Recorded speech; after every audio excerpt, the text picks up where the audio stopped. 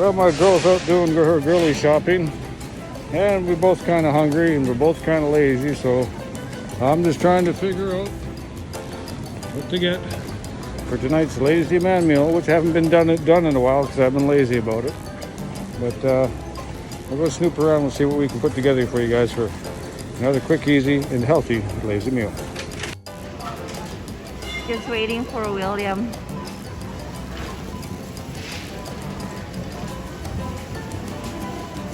Anyway, we decided for tonight's lazy man meal to have a little bit of Polish sausage and pierogies. We're going to fill it up with basic hash browns, your basic frozen foods, but these are the ones without a lot of the additives with the starch, with the GMOs, with a lot of other stuff they can add to food, like no MSGs. I mean, without all the additives, pretty much, which a lot of the products do. Do take the time to read the labels. Other than that, we're going to complement and top things off with a little bit of sour cream, the high fat content for flavor, because quite frankly, no matter what you're eating, fat in truth is often where the flavors from.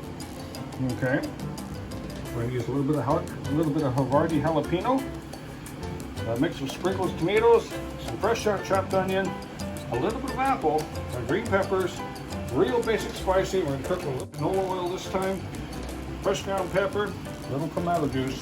It's quick, it's easy, it's lazy, and it's cheap. And we're just starting it off with a frying pan, a good sharp knife, and boiling a pot of water.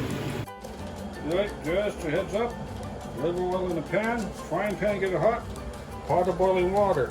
Key to this is timing. We're going to try and make this in about 5 minutes or so. And we need a little bit of salt in the water. And the first thing you got to do is 2 things at once. Decide how many pierogies you want per person, not too much.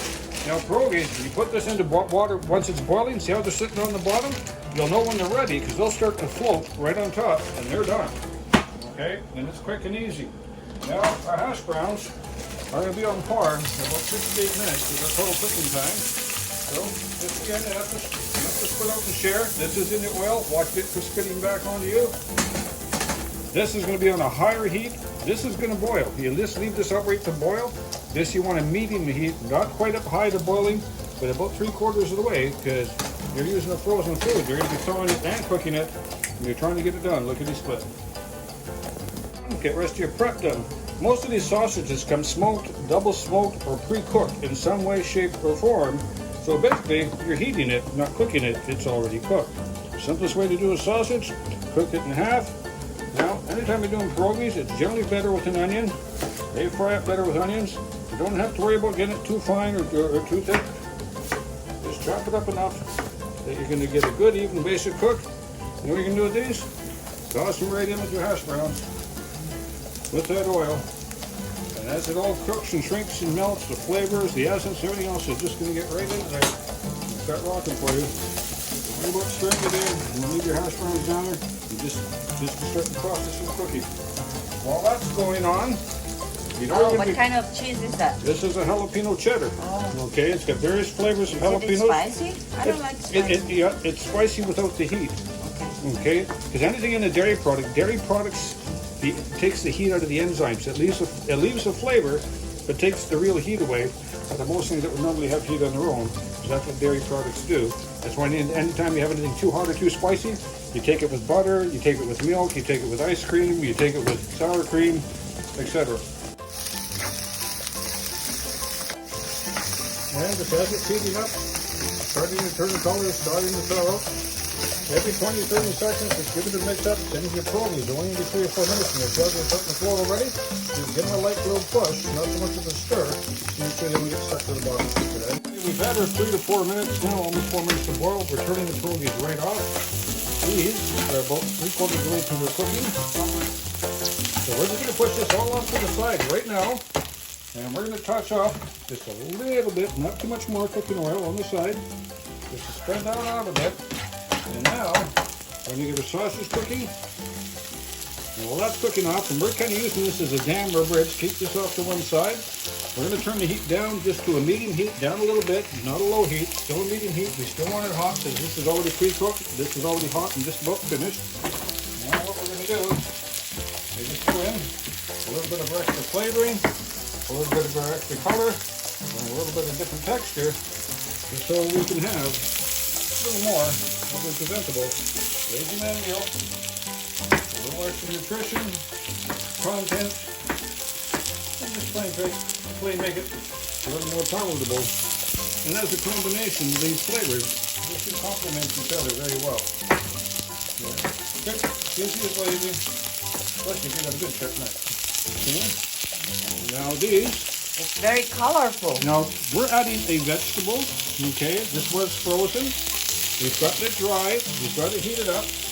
Now what we're going to do, throw in a bit of our tomatoes for a little moisture content. Now here's the lazy man trick. Part of the reason why we turned it down.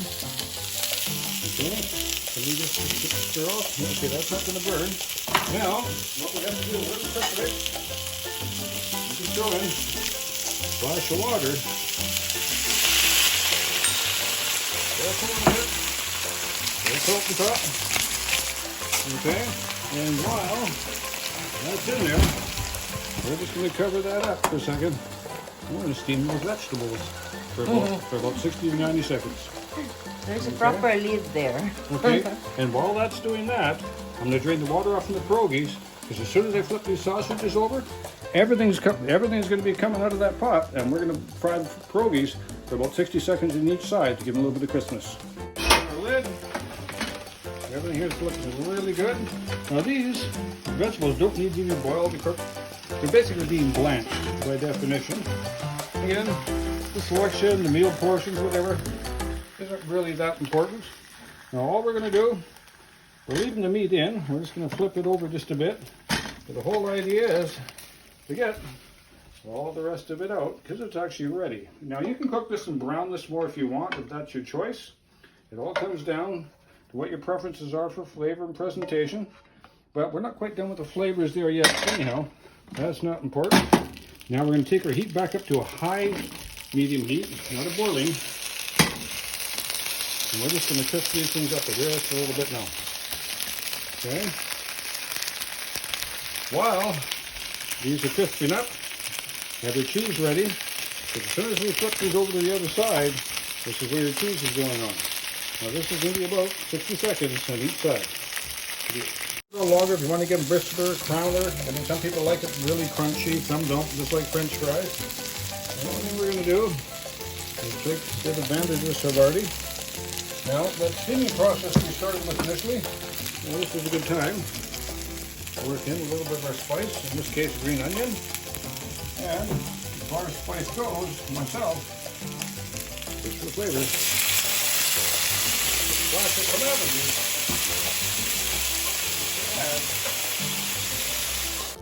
Either way, it should be about done now. Nice, melted, juicy, well cooked, good smell. And we're just going to add this into our dish. And the combination of textures and flavors should be quite good, especially once we top it off with a little bit of sour cream. Now everyone has their choice of what they like for flavors and presentation. We flavor this, it's good on its own. There's somebody else that has their own choices of dressing, like a poppy seed or just old school ketchup.